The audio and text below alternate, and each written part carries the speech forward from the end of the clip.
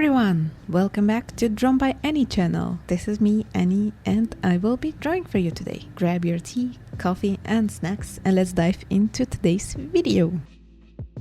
Today I will be working on something special and it will look a little bit different from what I usually do because I'm going to draw on an actual canvas today. But firstly, I'm going to showcase you some prep work and then dive into the actual canvas work.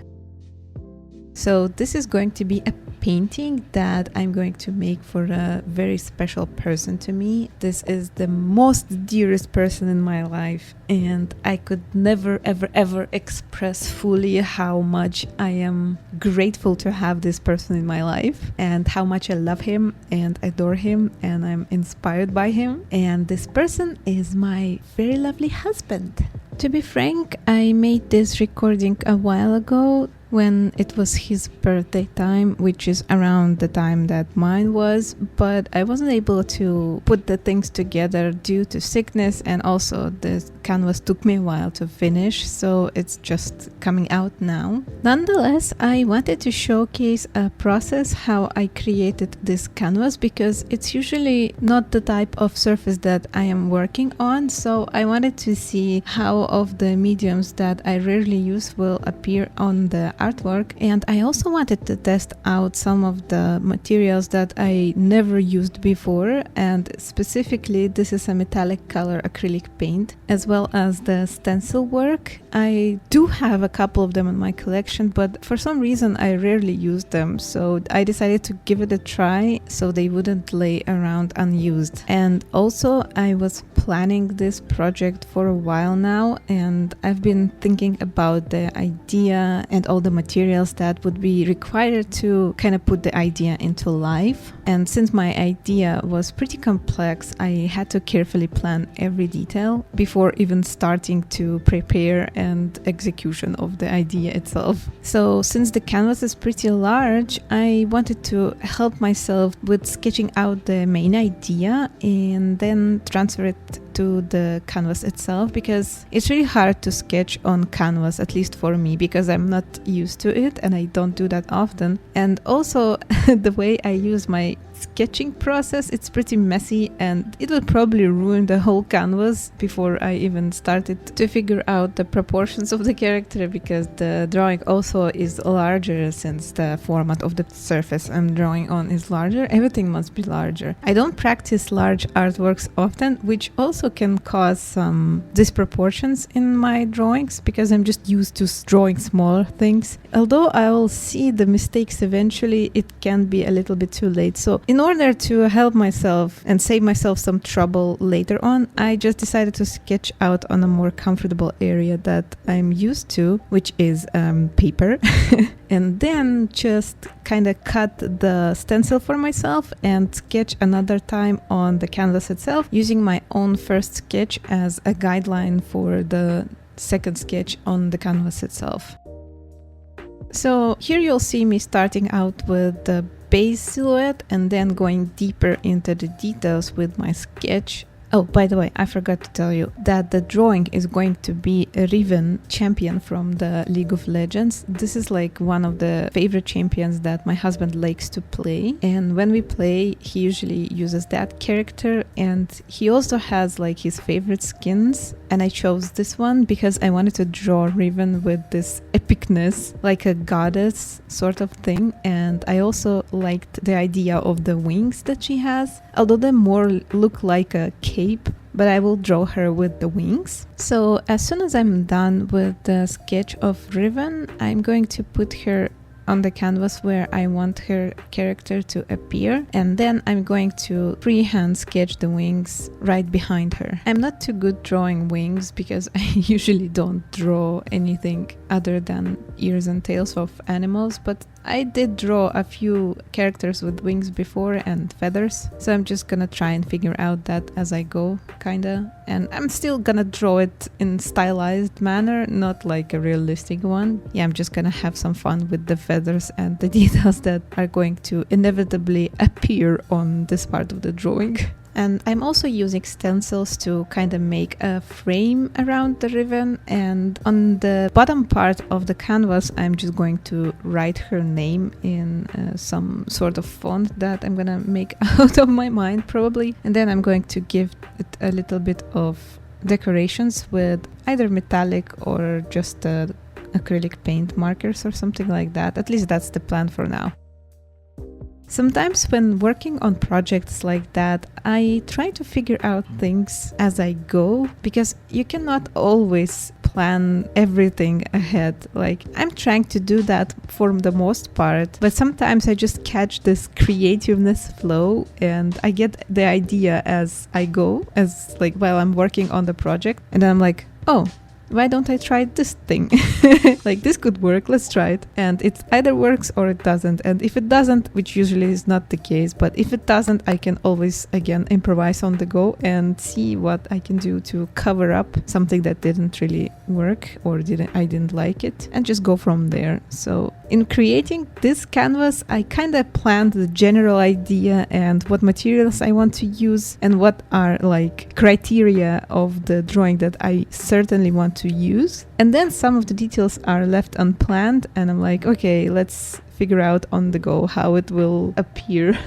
Because I'm this type of person who can both do the very careful planning for every little detail, but at the same time, if I'm in the right mode, I can also do everything as improvising. Like, it can just click and I get the idea and the materials and everything pops up right into my head. Like, I see the finished result, so I just kind of go for it, if that makes sense. But for the most of the more complex drawings, I'm doing the research and planning before even starting. And also most of the time it takes way much time for the planning than actually executing the idea. So I should be very careful with not overthinking too much. So sometimes I'm just trying to kind of push myself to just start doing it and stop planning. That wasn't usually the case when I was younger, so I was just picking up the pencil and started drawing without even thinking about what should I draw and how should I draw it. So the more often I drew and the more seriously I was taking art, the more I started to plan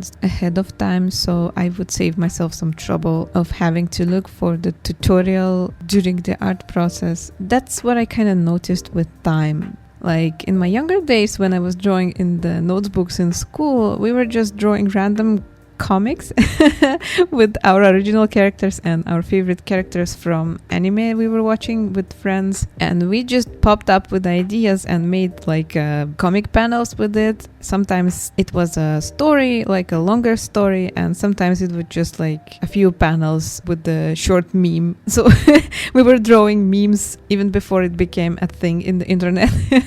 I wish I could show you, but it's probably somewhere hidden in the boxes back in my home country, and I don't have it with me. But if I ever have a chance, I will certainly showcase some of the doodles that are left there from school times. So yeah, back in the days we weren't really planning ahead what we were going to draw. We just came up with an idea and we drew it immediately without searching for references and stuff. We just did it like for fun, and it looked goofy, of course. It wasn't like an art sort of thing. It wasn't like meant for this specific thing. Usually now when I'm drawing, I think I want to hang it on the wall, for example, or like put it somewhere that I would like to display, either on a hoodie or a mug or something like that. So for that sort of thing, I want to plan carefully because I need to know that it will be as good as I can possibly do. And planning ahead helps with avoiding mistakes and also wasting the time looking up for the references. So you already have everything you need for the painting itself on hand. So you need the tutorials, you need a color palette, you need references for whatever might need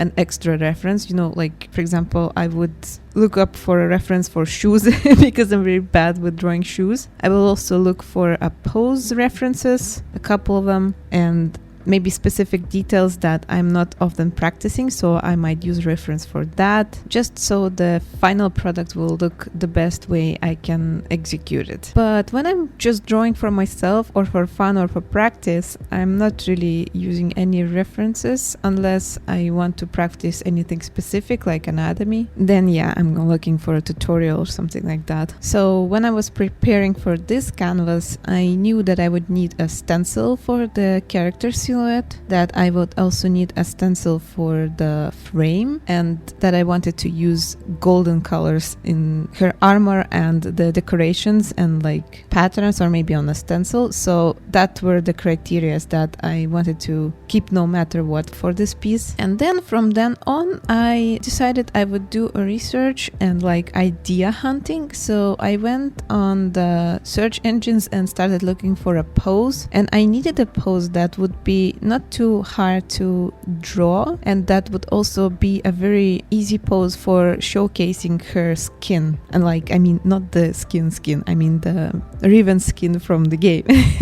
Since painting on the canvas is already challenging enough for me, I decided I would go for a pose that would be forward looking to showcase the details of the armor. I kind of wanted her to be raising with the wings spreading, like kind of a goddess, you know. And I also wanted to include her sword, which was also a little bit challenging because I wanted it to show, but for a while I couldn't figure out how she would have to hold it so it would be visible for the most part. At first I wanted to make like a zoom in large sword behind her, but then I decided I would just make her hold it in the hand and kind of keep it a little bit behind, because that's how she's using it. She's doing this huge swing behind her and then smashes it on her enemy.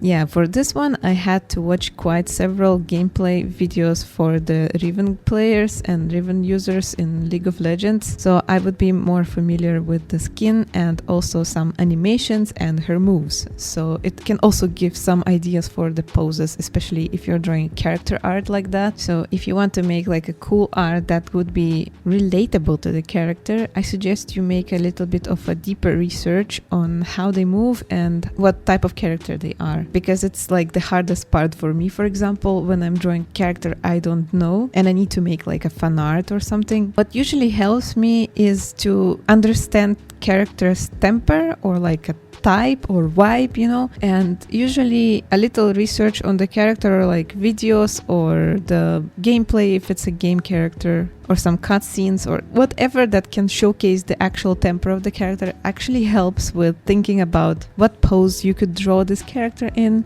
which vibe is okay with the character, and even till the point of the background, like what background would character fit or like find themselves in like a situation or something, you know. But for Riven it wasn't that hard for me, because I've seen quite a few times how my husband was playing League of Legends with this character, and there are also quite a few videos on YouTube that are showing her lines and how she speaks, so I kind of can read the vibe of the characters from these sources. So it didn't take me long to think of the idea and the pose and everything like that. So yeah, I just kind of went with the flow here and with the criteria that popped into my head as idea and just started doing it. Because it's always a pain in my head when I need to make like a gift for my husband, because he's the type of people that doesn't need anything. And when I ask him like, what do you want for your birthday, or is there anything you need, or is there anything you want to receive,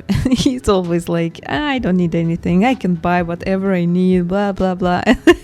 He just leaves me no space for the gift ideas, so I have to improvise and think hard of what to gift for the actual dearest person in my life. I guess it's just cultural, because I remember my dad was also like that. Men in my culture aren't really used to receiving any gifts anyway, so whatever gift you give them, they would be happy because you remember them. That kind of makes me sad a little bit, because I like to make my dearest people happy. One of the love languages that I speak is gift giving. So I'm always trying to make my gifts very thoughtful. That's usually like a cooperative thing because it's really easy for me to make a thoughtful gift if a person has like a lot of hobbies or there are things that he needs on a regular basis. But with my husband, it's not the case. Even though we live together and I know him pretty good, it was always a challenge to find him a good gift without buying something that he wouldn't use in like 3 days. Like, you know, these gift-giving services that are helping you to make customized gifts for stuff. So my husband doesn't need anything from there, literally. Like, he doesn't wear the accessories. He doesn't use stationery whatsoever. He loves drinking wine though, but there is limited gift ideas you can make out of that alone. It'd probably be like a good bottle of wine or a nice cup or something like that. And that's pretty much it. And he's also a very practical person, so he doesn't want stuff that is not needed. And that leaves me with some hobbies, but his hobbies are also very limited. Like, he has a 3D printer and all the accessories that he needs he already has, and all I can do is buy some plastic or something like that, like, you know, the material that is used for 3D printing. But that I don't think is a good thing to gift because it's just like a necessity. It's not something that you would be surprised to receive, if you know what I mean. Even though for myself I would be happy to receive any art materials. So yeah, I don't know. It's always so hard. And it doesn't make it easier either. Next best thing is to gift something related to his favorite games or shows, you know, like fandom. But he doesn't really use any merchandise either, like mugs or posters is not any of interest for him. And the next best thing from that I thought would be a handmade custom painting, which I could do. And yeah, I decided to go with this idea, hence this video is born. I bet you also have a person in your life who you struggle to make gifts for. You can tell me in the comments who is that and why is it hard to make gifts for them. Let's try and help each other out with our struggles. Maybe we can brainstorm some ideas for our loved ones.